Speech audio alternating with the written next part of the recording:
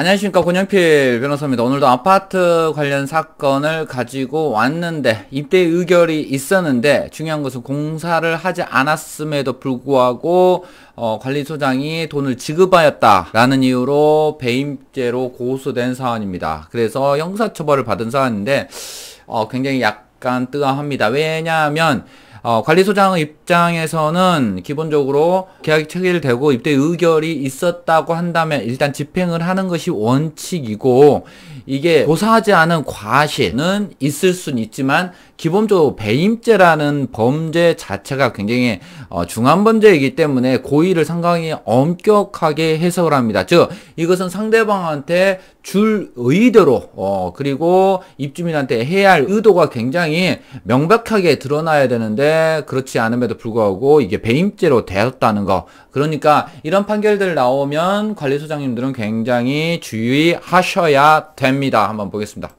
공사 지급에 대해서 입주자 대표 승인이 있었다 하더라도 실제 공사하지 않은 사실이 입대위가 몰랐다면 관리소장은 업무상 배임 혐의가 인정되는 판결이 나왔다.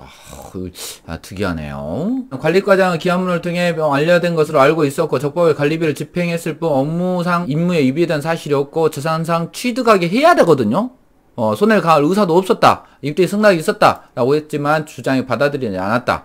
이게 1심 판결문은 C업체가 2세대에 대한 공사를 마친 날에 B업체에 대해서 즉시 공사대금 308만원의 기한문이 작성됐고 A씨가 이 기한문을 나인한 점, C업체가 첫 번째 세대 공사를 시작한 날 작성해 소장 앞으로 제출하였으므로 관리소장이 그와 관련된 사실을 충분히 알았을 것이라고 봄이 지적됐다. A씨가 적어도 미필적이로나마 업무상 배임의 고의를 갖고 해당 법령을 사실이 인정된다고 해서 공소사실 유죄로 판단됐다.